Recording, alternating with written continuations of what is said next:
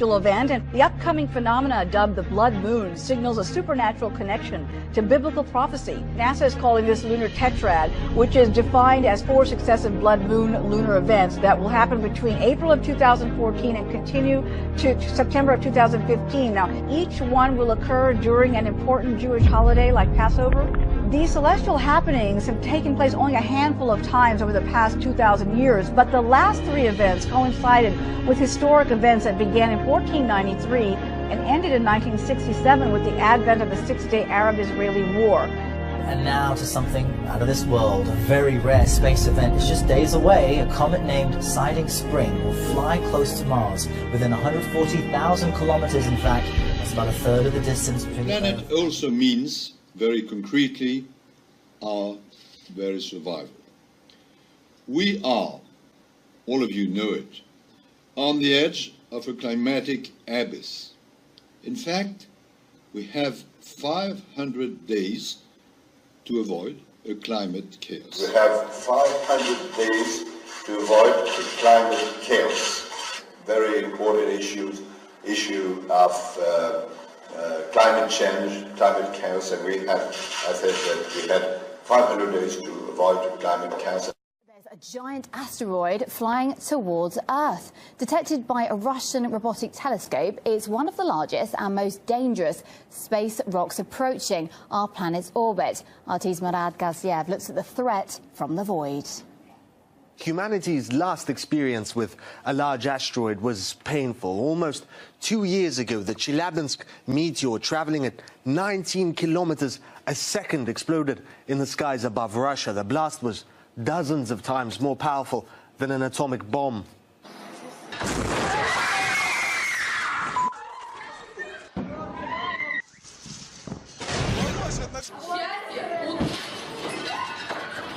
But that meteor was only 20 or so meters in diameter, weighing about as much as the Eiffel Tower. This new asteroid is an entirely different story. It's 20 times bigger, the size of a village, weighing millions of times more. If this asteroid, for now called 2014 UR116, flew into our atmosphere, it wouldn't just burn up in the air and shatter windows. This would hit the planet's surface, potentially killing millions. But calm for now. It's not yet on a collision course with Earth. The danger is, as it passes near planets and the sun, gravity could alter its path. In fact, the Russian space agency, which detected UR116, has satellites watching just for such objects. And it's not only Russia. An American observatory a decade ago detected another similar asteroid. There was a big scare about that, if you remember. Apophis was named after the Egyptian god of evil, and asteroids its size hit Earth on average once in 80,000 years. NASA gave it a very real chance of impacting our planet, though that was later revised down. But the danger from asteroids is very real, and astronomers are increasingly keeping an eye out and thinking about what to do if they confirm a collision course, though don't expect anything quite as dramatic as Bruce Willis leading his team of misfits to save the world. Sixth seal, and lo, there was a great earthquake, and the sun became black as sackcloth of hair, and the moon became as blood, and the stars of heaven fell unto the earth, even as a fig tree casteth her untimely figs when she is shaken of a mighty wind. And heaven departed as a scroll when it is rolled together, and every mountain and island were moved out of their places. And the kings of the earth, and the great men, and the rich men, and the chief captains, and the mighty men, and every bondman, and every free man, hid themselves in the dens and in the rocks of the mountains, and said to the mountains and rocks, Fall on us, and hide us from the face of him that sitteth on the throne, and from the wrath of the Lamb. For the great day of his wrath is come, and who shall be able to stand? Guest in the past 2 or 3 years, and I'm talking both secular guests and religious, ecclesiastical guests from various fields of expertise, have indicated that they believe something significant is going to happen in September 2015. Wake up, wake up, wake up. If you do not wake up, I will come like a thief, and you will not know at what time I will come to you. I will come like a thief, and you will not know at what time I will come to you. All of you know it.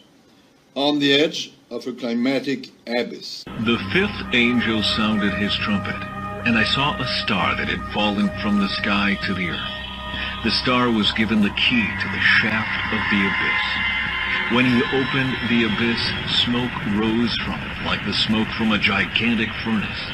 The sun and sky were darkened by the smoke from the abyss. We are, all of you know it, on the edge of a climatic abyss.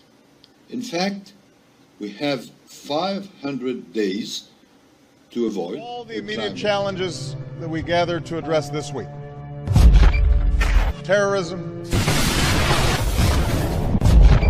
instability, inequality, disease. There's one issue that will define the contours of this century more dramatically than any other, and that is the urgent and growing threat of a changing climate. This once distant threat has moved firmly into the present and into the sting of more frequent extreme weather events. Flavor pains in nature, which are going to become more and more frequent and more intense the closer we get to the birth of the kingdom of God. No nation is immune. In America, the past decade has been our hottest on record. Along our eastern coast, the city of Miami now floods at high tide. In our west, wildfire season now stretches most of the year. In our heartland, farms have been parched by the worst drought in generations and drenched by the wettest spring in our history. A hurricane left parts of this great city dark and underwater. Worldwide, this summer was the hottest ever recorded. So the climate is changing faster than our efforts to address it. The alarm bells keep ringing. We are the first generation to feel the impact of climate change and the last generation that can do something about it. We are the first generation to feel the impact of climate change and the last generation that can do something about it.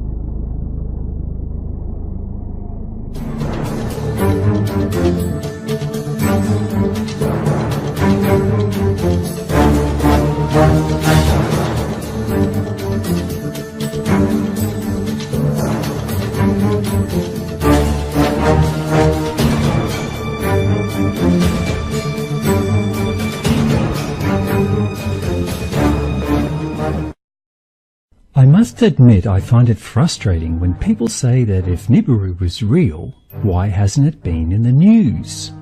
Well, it has been. But the problem is that most of these people watch the 6 o'clock news, or skim through a newspaper, or look at a single news website on their way to work. Most of the 6 o'clock news programs last about 30 minutes. In that 30 minutes, you get about 4 minutes of local news, 2 minutes of international news, 4 minutes of sport, 3 minutes of weather, and then they finish off with a 2-minute feel-good news story like people riding their bikes in the park in the nude. That is about 15 minutes of so-called news. The rest of the 30 minutes is taken up by advertisements from their sponsors.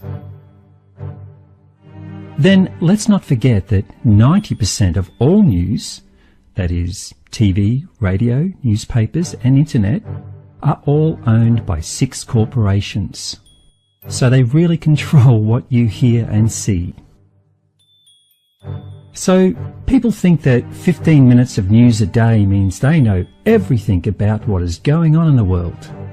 Then they come and question me like I know nothing, yet I source about 4 hours of news per day from over 20 news agencies, most of which are independent. Astonishing. The other problem is many people expect to be spoon-fed these days. They are either too lazy or too dumbed down to search for things themselves. Instead, like spoiled children, they yell at me and others and demand we do all the work for them. But the reality is, these people have a hardwired filter built into their subconscious. They will never accept anything, no matter how much evidence you present. Unfortunately, they really are brainwashed drones, a product of TV programming, GMO foods, fluoride overdose, and not receiving enough love in their life. So really, this video is for those that are willing to accept the evidence with an open mind. For the record, many studies have proven that the more open-minded a person is, the longer and happier their lives are. The government, NASA, and their public voice, the mainstream media, will never come straight out and say a doomsday planet is headed our way, run to the hills. They will, however, reveal it to those in the know through coded speeches and disinformation news reports. Disinfo is when you take, say, 60% of the truth and mix it with 40% lies. This confuses people. It divides the population and no one can be sure which part is true. That way, when everyone sees Nibiru in the sky and demand why NASA did not warn us, NASA can say, "Oh, but we did tell you all about it. Oh, but we just got some of the data wrong." That said, there was a very open, probably a test piece to see how people would react to it, article in March 2010. It was in the NASA-published Getting Wise About Nemesis. This is the sort of article that would only be read by insiders and persistent researchers like myself.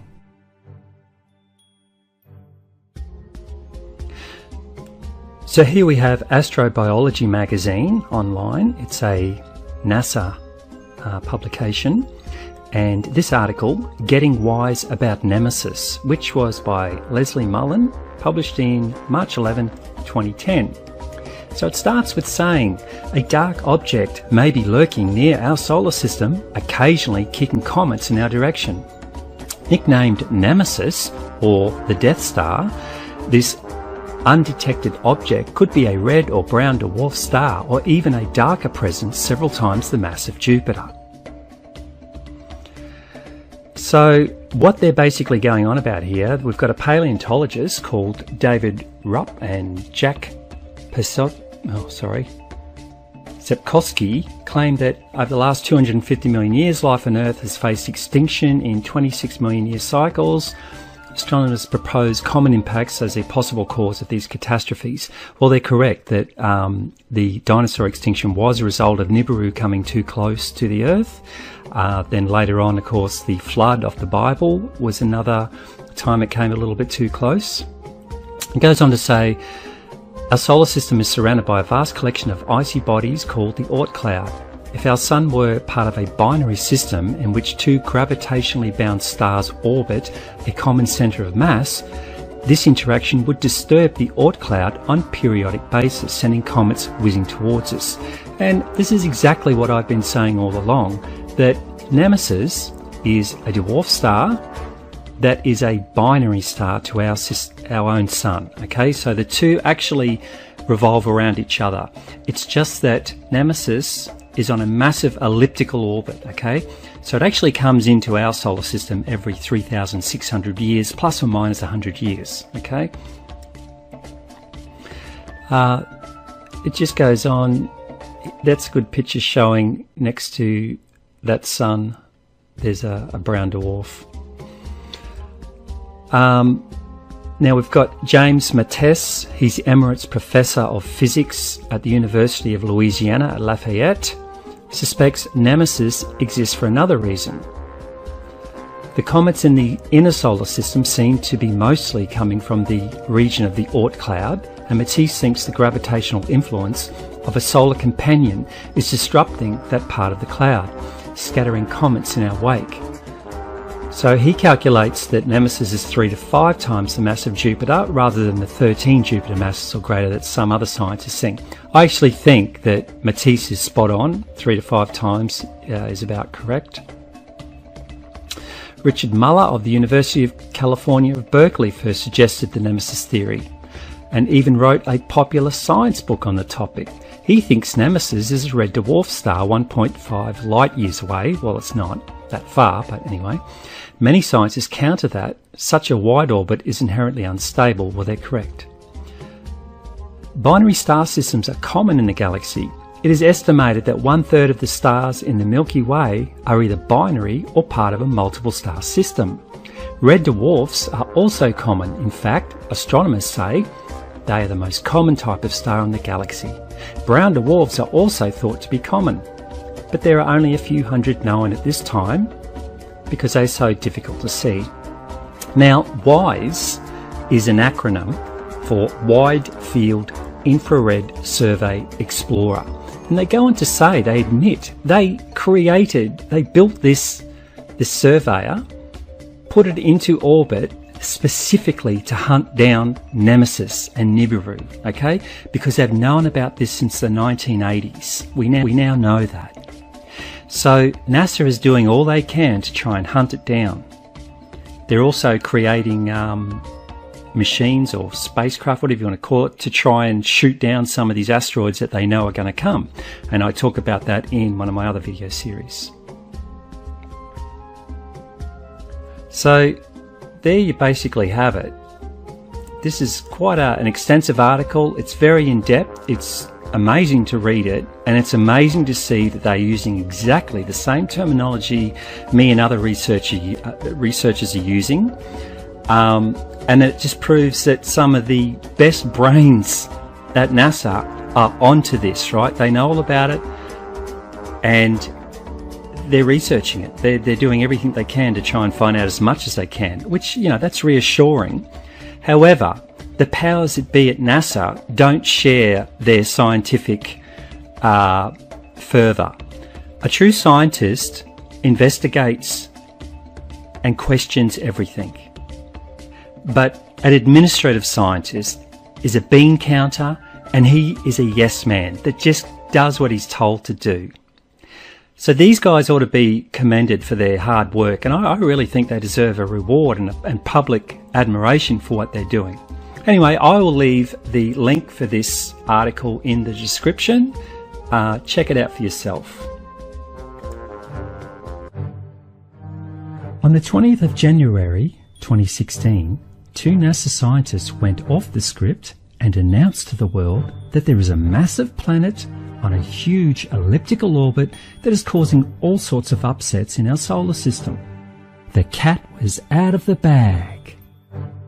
Therefore, NASA's Director of Planetary Science, Jim Green, a paid liar and disinformation puppet, scrambled.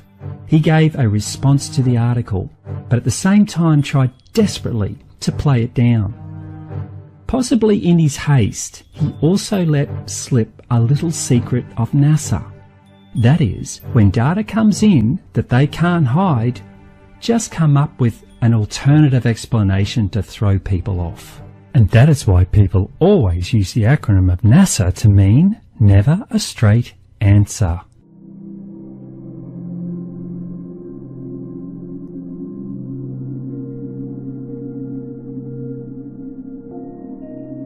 Hi, I'm Jim Green, Director of Planetary Science at NASA. Last July 14th, NASA's New Horizons spacecraft flew past Pluto, capping a half-century of exploration of our solar system. It piqued our interest about what lies beyond Pluto and what can we learn about ourselves and the origins of our solar system. The idea of a new planet is certainly an exciting one for me as a planetary scientist, and I think for all of us. The January 20th paper in the Astronomical Journal is fueling our interest in planetary exploration and stimulating a healthy debate that's part of the scientific process. I couldn't be more pleased about what's happening. You know, it's all about starting the process that could lead to an exciting result. It is not, however, the detection of a new planet. It's too early to say with certainty that there's a so-called Planet X out there. What we're really seeing is an early prediction based on modeling from limited observations. What's exciting is that, like NASA's journey to Mars or New Horizons flyby of Pluto, you will have a front row seat to see how the scientific process unfolds. Theories like this serve to stimulate ideas and conversation. They tap into our innate curiosity. It's important for us to continue to work, and we will. Anytime we have an interesting idea like this, we always apply Carl Sagan's rules for critical thinking, which include independent confirmation of the facts, looking for alternate explanations, and encouraging scientific debate.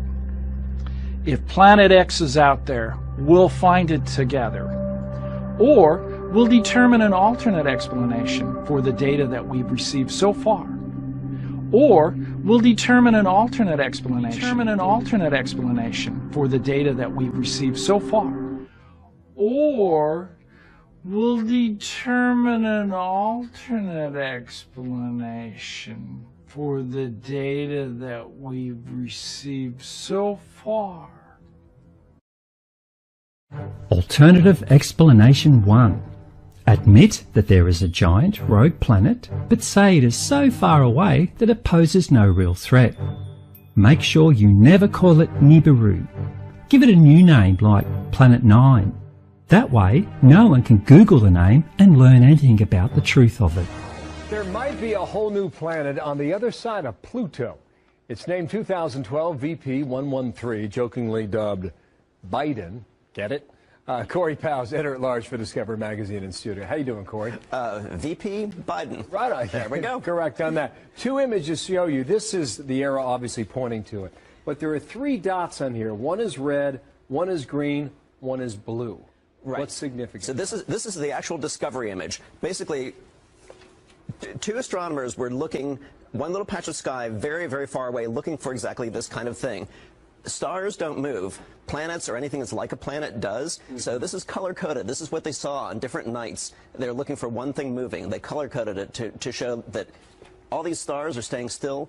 This thing is moving, and the way it's moving... So this is just one... It's one object, color-coded. Is Pluto on this? Pluto's in a whole different part of the sky. So this is way out there. This is way out there. This is more than twice as far away as Pluto. Unbelievable. Why does this matter, Corey?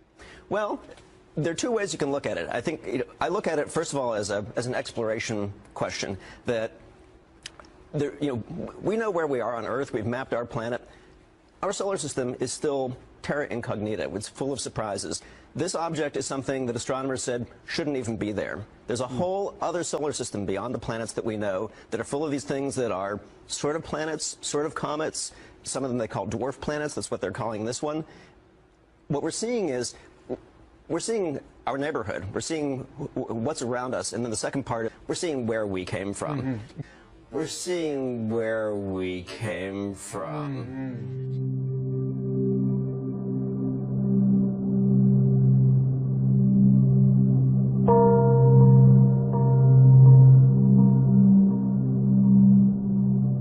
The oft-contested designation of Pluto as the 9th planet is back in the news again today. The California Institute of Technology published a study claiming they have discovered a true 9th planet beyond Pluto. For the first time in 170 years, evidence of this 9th planet was found on the far edge of the system. Astronomers at the California Institute of Technology have not directly seen it yet, but they think it's up to 10 times bigger than Earth and 20 times farther away than Neptune. Two scientists at Caltech say they've discovered a 9th planet in the outer corners of our solar system.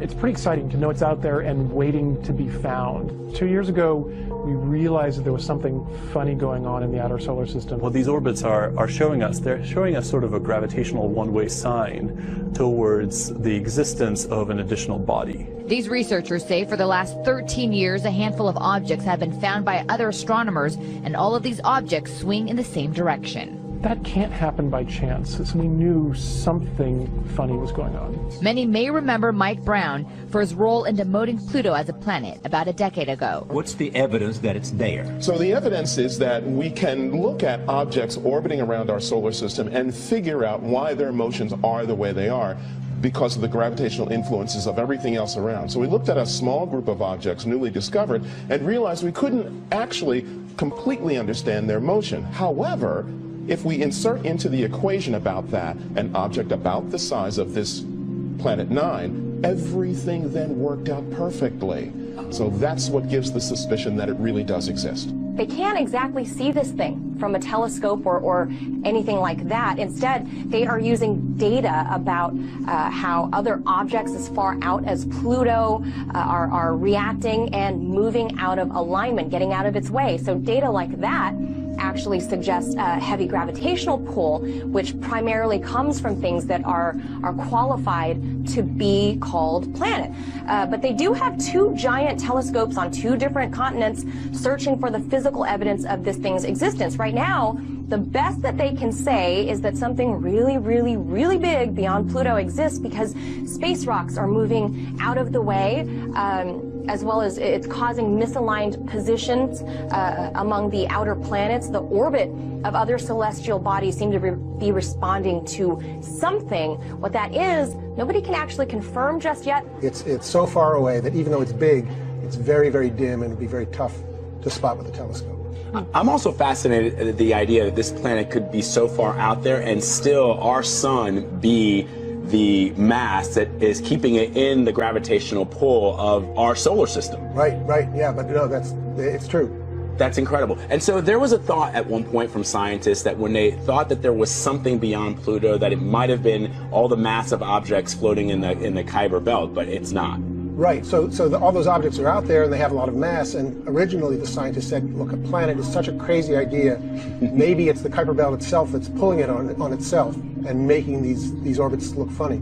And they ran simulations and they tried to make that work and it didn't work. It just didn't work. There's not enough stuff out there. So you don't see it, but you said it's all about the numbers. So two scientists are playing around with numbers and they think what?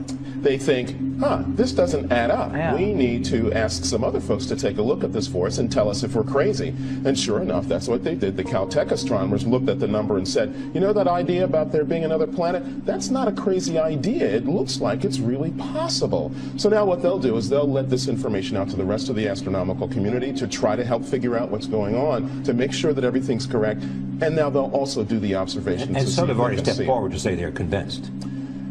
Well, yes, they are pretty well convinced. Now they need the visual evidence to back it up because, as I said, the numbers don't lie. But the critics of this study say that it's possible that this large body is simply an ancient core of a gas giant that was ejected out to the farthest reaches of the solar system thousands and thousands and thousands of years ago. What does this tell us about our solar system? Well, one thing it tells us is that we don't really understand it as well as we thought we did. And another is that it probably had a very violent beginning. This thing was probably formed much closer in and then flung out, maybe in a close encounter with Jupiter or something. You mentioned that scientists haven't seen it yet because of how far away it is and how dim it is. Is there a way for them to get visual evidence? Yes, so the biggest telescopes in the world can theoretically see this thing if they're looking in exactly the right place. And with the publication of this new paper today, they are now going to start to look in earnest. But Tegan and Brown are not the first to claim that they've discovered a new major planet beyond Neptune. In fact, the hunt for Planet X has been on for over a century. But every promising claim has ultimately been shut down by scientists. Shut down by scientists. And it is my job, my responsibility as an astronomer to remind people that alien hypotheses should always be a last resort. Now, I want to tell you a story about that. It involves data from a NASA mission, ordinary people, and one of the most extraordinary stars in our galaxy. We began in 2009 with the launch of NASA's Kepler mission. Kepler's main scientific objective was to find planets outside of our solar system. It did this by staring at a single field in the sky, this one with all the tiny boxes. And in this one field, it monitored the brightness of over 150,000 stars continuously for 4 years, taking a data point every 30 minutes. It was looking for what astronomers call a transit. This is when the planet's orbit is aligned in our line of sight, just so that the planet crosses in front of a star. And when this happens, it blocks out a tiny bit of starlight, which you can see as a dip in this curve. And so the team at NASA had developed very sophisticated computers to search for transits in all the Kepler data. At the same time of the first data release, astronomers at Yale were wondering an interesting thing. What if computers missed something? And so we launched the citizen science project called Planet Hunters to have people look at the same data. The human brain has an amazing ability for pattern recognition, sometimes even better than a computer. However, there was a lot of skepticism around this. My colleague, Deborah Fisher, founder of the Planet Hunters project, said that people at the time were saying, "You're crazy. There's no way that a computer will miss a signal." And so it was on, the classic human versus machine gamble. And if we found one planet, we would be thrilled. When I joined the team 4 years ago, we had already found a couple. And today, with the help of over 300,000 science enthusiasts, we have found dozens. And we've also found one of the most mysterious stars in our galaxy. So to understand this, let me show you what a normal transit in Kepler data looks like. On this graph, on the left-hand side, you have the amount of light, and on the bottom is time. The white line is the light just from the star, what astronomers call a light curve. Now, when a planet transits a star, it blocks out a little bit of this light, and the depth of this transit reflects the size of the object itself. And so, for example, let's take Jupiter. Planets don't get much bigger than Jupiter. Jupiter will make a 1% drop in a star's brightness. Earth, on the other hand, is 11 times smaller than Jupiter, and signal is barely visible in the data. So back to our mystery. A few years ago, Planet Hunters were sifting through data looking for transits, and they spotted a mysterious signal coming from the star KIC 8462852. The observations in May of 2009 were the first they spotted, and they started talking about this in the discussion forums. They said an object like Jupiter would make a drop like this in the star's light, but they were also saying it was giant. You see, transits normally only last for a few hours, and this one lasted for almost a week. They were also saying that it looks asymmetric, meaning that instead of the clean U-shaped dip that we saw with Jupiter, it had this strange slope that you can see on the left side. This seemed to indicate that whatever was getting in the way and blocking the starlight was not circular like a planet. There are a few more dips that happened, but for a couple of years, it was pretty quiet. And then, in March of 2011, we see this. The star's light drops by a whole 15%. And this is huge compared to a planet, which would only make a 1% drop. We describe this feature as both smooth and clean. It also is asymmetric, having a gradual dimming that lasts almost a week, and then it snaps right back up to normal in just a matter of days. And again, after this, not much happens. Until February of 2013, things start to get really crazy. There is a huge complex of dips in the light curve that appear, and they last for like 100 days, all the way up into the Kepler mission's end. These dips have variable shapes. Some are very sharp and some are broad, and they also have variable durations. Some last just for a day or two, and some for more than a week. And there's also up and down trends within some of these dips, almost like several independent events were superimposed on top of each other. And at this time, this star drops in its brightness over 20%. This means that whatever is blocking its light has an area of over 1,000 times the area of our planet Earth. This is truly remarkable. And so the citizen scientists, when they saw this, they notified the science team that they found something weird enough that it might be worth following up. And so when the science team looked at it, we're like, yeah, there's probably just something wrong with the data. But we looked really, really, really hard, and the data were good. And so what was happening had to be astrophysical, meaning that something in space was getting in the way and blocking starlight. And so at this point, we set out to learn everything we could about the star to see if we could find any clues to what was going on. And the citizen scientists who helped us in this discovery, they joined along for the ride, watching science in action firsthand. First, somebody said, well, you know, what if this star was actually very young and it still had the cloud of material it was born from surrounding it? And then somebody else said, well, what if the star had already formed planets and two of these planets had collided, similar to the Earth-Moon forming event? Well, both of these theories could explain part of the data, but the difficulties were that the star showed no signs of being young, and there was no glow from any of the material that was heated up by the star's light. And you would expect this if the star was young or if there was a collision and a lot of dust was produced. And so somebody else said, well, how about a huge swarm of comets that are passing by the star in a very elliptical orbit? Well, it ends up that this is actually consistent with our observations. But I agree, it does feel a little contrived. You see, it would take hundreds of comets to reproduce what we're observing. No, it would actually take millions of asteroids. And that is exactly what I spoke about in part 2 of my series, Earth Changes Have Started, Nibiru 2016 to 2017. Nibiru must pass through the Kuiper Belt, an asteroid field between Jupiter and Mars, before it arrives here. As it passes through, it picks up and drags millions of rocks and debris from those fields. As it comes closer to Earth, many of the asteroids will be pulled free from Nibiru's tail due to the Earth's gravity and sent crashing into Earth. That has already started, and it's only going to get worse.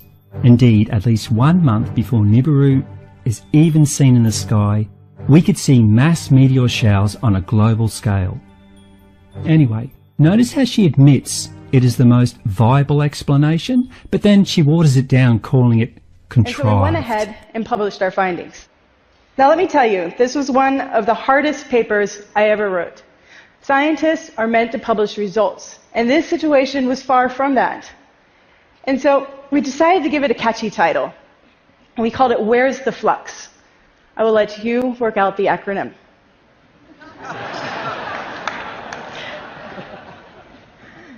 So this isn't the end of the story. Around the same time I was writing this paper, I met with a colleague of mine, Jason Wright, and he was also writing a paper on Kepler data.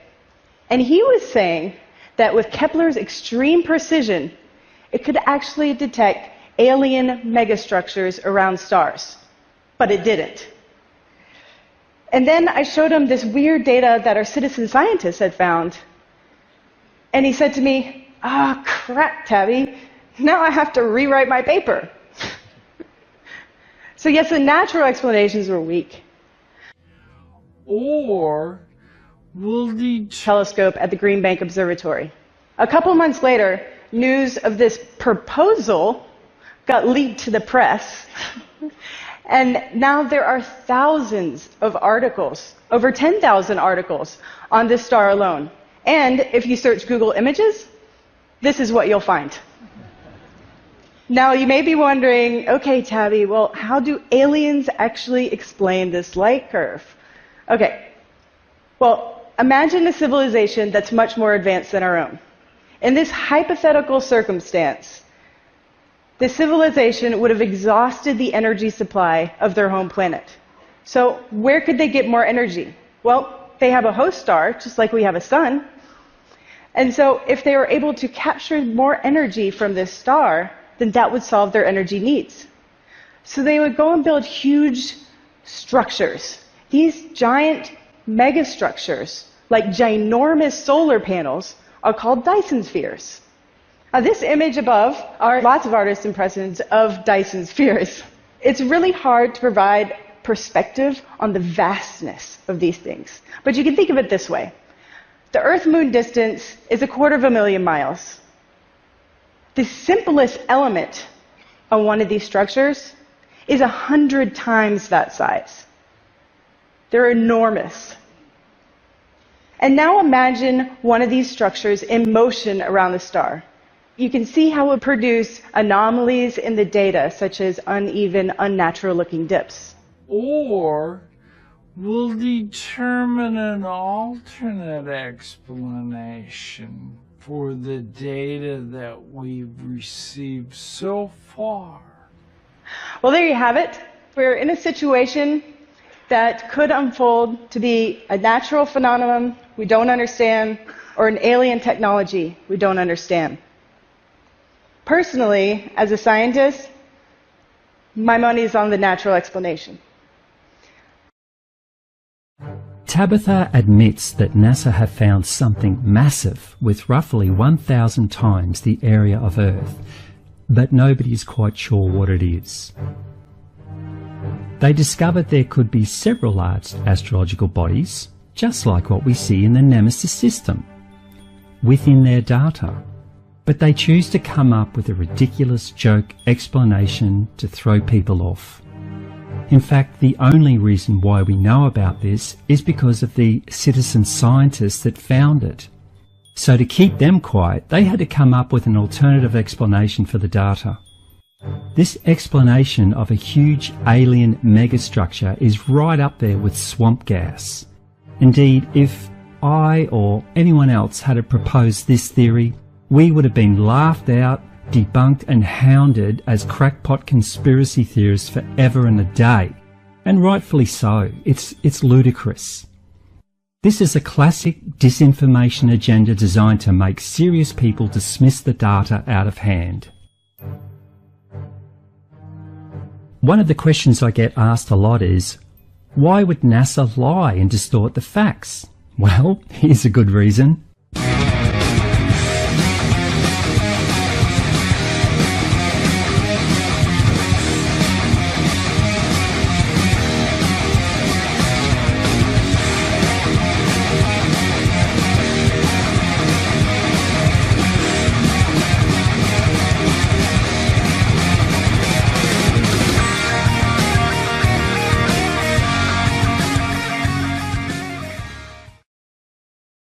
Luckily for us, the Russian government and media do not treat their population like children and admit the facts as they come to hand.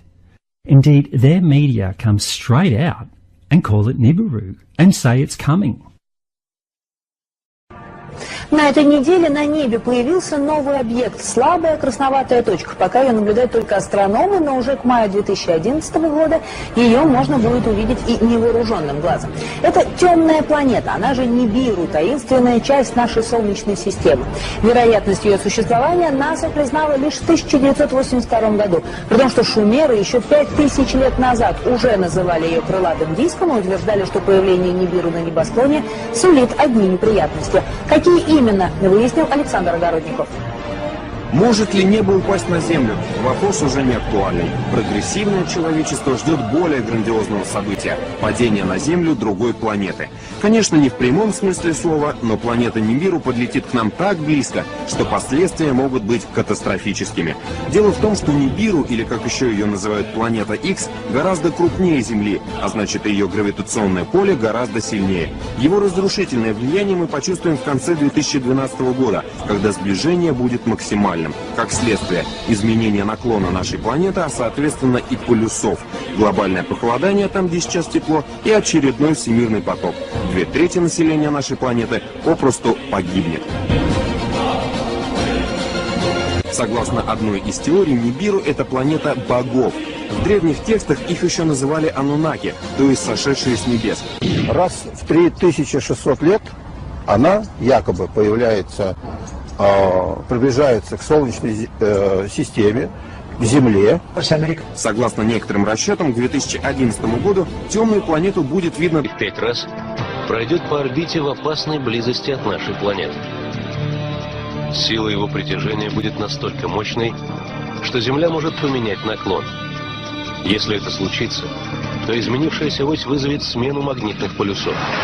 И тогда на планету обрушатся невиданные силы наводнения и извержения вулкана, сметающие все на своем пути смерчи и землетрясения. Это Захарий Ситчин, знаменитый американский ученый. В 1978 году Ситчин делает сенсационное заявление. В Солнечной системе вовсе не 9 планет, как считает официальная наука, а 10. По утверждению ученого, кроме всем известных планет, существует еще одна – Нибиру. Она блуждает в космосе по невероятно вытянутой орбите и проходит через Солнечную систему раз в 3600 лет. К теории Захария Ситчина в научном сообществе отнеслись с недоверием. Астрономы не могли поверить в то, чего не видно в космическом пространстве даже в самые мощные телескопы. Однако уже в начале 80-х, после длительных математических вычислений и построения компьютерных моделей, существование планеты Нибиру было доказано. В 1982 году НАСА допустила существование большой планеты, которой впоследствии было дано название Нибиру. В 2005 году американские астрофизики заявили, что на расстоянии приблизительно в 1 световой год от Земли располагается огромное космическое тело. Но главное, на огромной скорости оно приближается к нашей планете. Небесное тело настолько темное, что ни оптические телескопы, ни другие приборы не в состоянии его увидеть. Зафиксировать загадочный космический объект ученые смогли лишь 2 года назад, когда на земную орбиту вышел новый сверхмощный инфракрасный телескоп. То, что увидели астрономы на расшифрованных снимках, сделанных с телескопа, надолго повергло их в шок. В черной пустоте космического пространства четко угадывались очертания огромной планеты. Сомнений уже не оставалось. Это Нибиру. Инфракрасный спутник, который действительно засек объект достаточно больших размеров, и ему удалось этот объект не только засечь, но и как-то зафиксировать, сфотографировать. После изучения параметров и траектории движения гигантской планеты, ученые пришли к неутешительному выводу. Нибиру больше Земли в 5 раз. Но самое страшное, через 3 года она может пролететь в нескольких сотнях километров от Земли. Находясь так близко к нашей планете, она запросто сможет сорвать с нее атмосферу. По словам ученых, правительство просто скрывает от человечества правду, чтобы не вызывать панику. Представители всех военных разведок мира эту информацию о том, что Нибиру может принести значительный ущерб, урон, разрушение и даже гибель жителей Земли, имеют. А не разглашается эта информация и не становится достоянием общественности только лишь потому, что НАСА и все эти структуры хотят спасти достойно. Alternative explanation 3. Admit that the giant rogue planet will create meteorite showers that could devastate the Earth, but play them down so there's no immediate threat. There's a huge, hidden, heavenly body right here in our solar system. Evidence is mounting that either a brown dwarf star or a gas giant planet is lurking at the outermost reaches of our solar system, far beyond the planet Pluto. According to the British newspaper, The Independent, the object is 4 times the size of Jupiter. Experts say the presence of such a massive object could explain why a barrage of comets has been coming from that direction.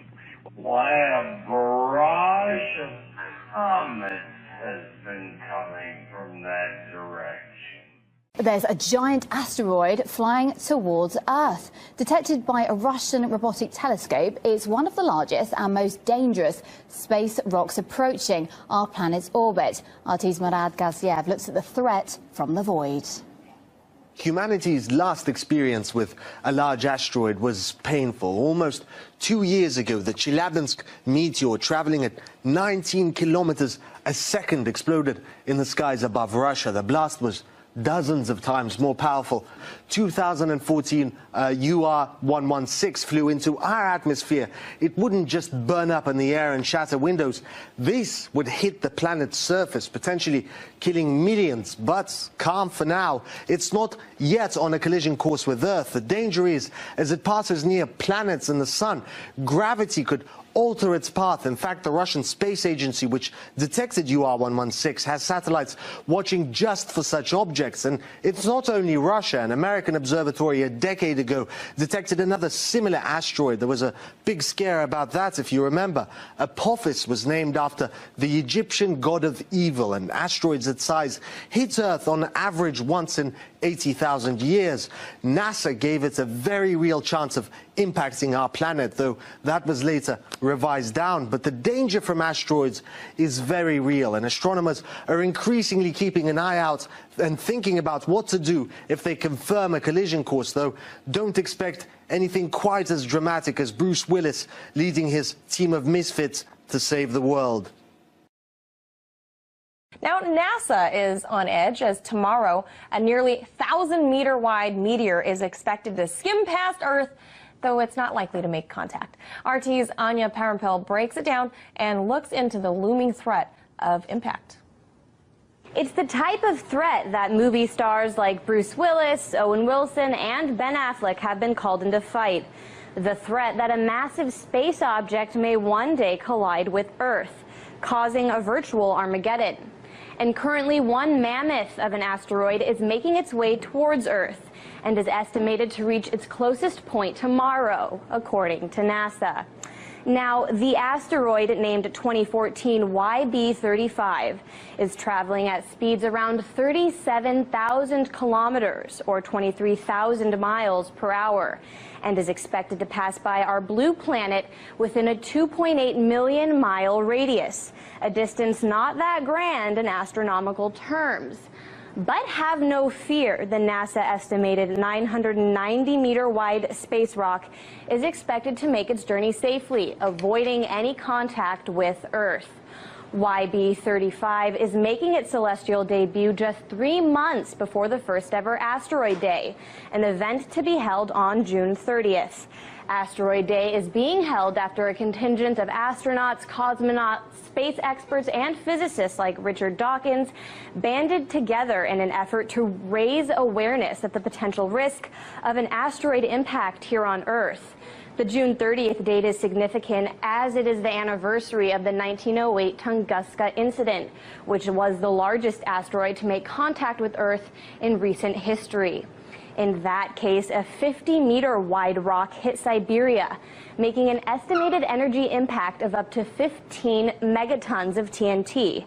That's 1,000 times the energy released by the atomic bomb dropped on Hiroshima, which is why scientists believe that the likelihood of potential impacts is something to be taken very seriously. In fact, as rock band Queen artist and astrophysicist Brian May put it, the more we learn about asteroid impacts, the clearer it becomes that the human race has been living on borrowed time. We are currently aware of less than 1% of objects comparable to the one that impacted Tunguska, and nobody knows when the next big one will hit. It just takes one. Certainly one is all it takes, but for now, one thing is clear. Not today, asteroid, and not tomorrow. The undeniable truth. Scientists have known for decades that something odd was going on in the solar system. They recorded their findings, and this is what they found. Something is affecting the entire solar system.